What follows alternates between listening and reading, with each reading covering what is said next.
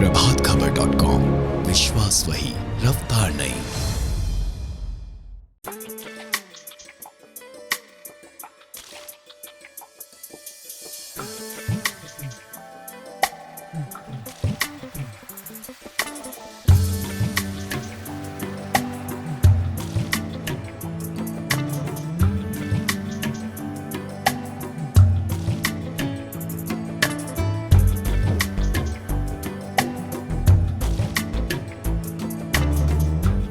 ये हमारे बिहार इकाई की 43वीं वार्षिक आम सभा है और हम हर वर्ष ये वार्षिक आम सभा करते हैं अपनी संवैधानिक जिम्मेवारियों को निभाने के लिए। और साथ ही साथ ये समय होता है, आज आपने देखा होगा कि यहाँ 1100 लोग बिहार के विभिन्न कोने से आए हैं।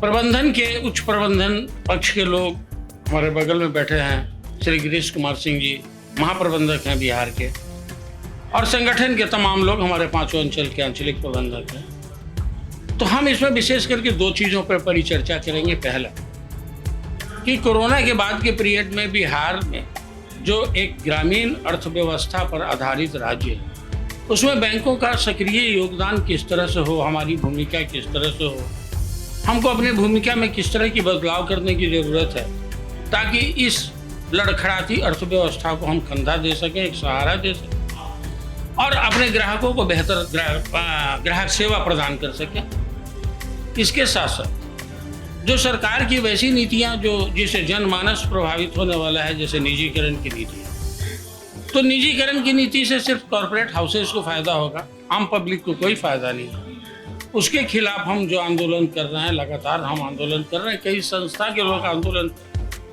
और सरकार ने भी इस बात को कहीं ना कहीं माना है कि इससे जो अपेक्षित परिणाम था वो सरकार को नहीं मिल रहा है। तो हमको अपने आंदोलन को किस तरह से दिशा देनी है, हमको किस तरह से आगे बढ़ना है कि हम अर्थव्यवस्था को नुकसान भी नहीं पहुंचने दें और सरकार को बाध्य भी कर दें कि सरकार इस तरह का कोई भी कदम नहीं उठाए जो जनसाधारण के हित में है।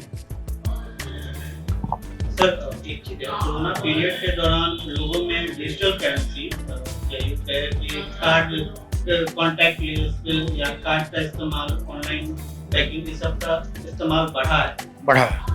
तो ग्रामीण परिप्रेक्ष्य में आप क्या देख रहे हैं? देखिए, ग्रामीण परिप्रेक्ष्य में भी धीरे धीरे लोग इसको डिजिटल प्लेटफॉर्म पे जाने लगे हैं, लेकिन आज भी ग्रामीण जनता जो है शिक्षा के अभाव में, आज भी हमारे यहाँ बहुत लोग अंगूठा लगाने वाले लोग हैं।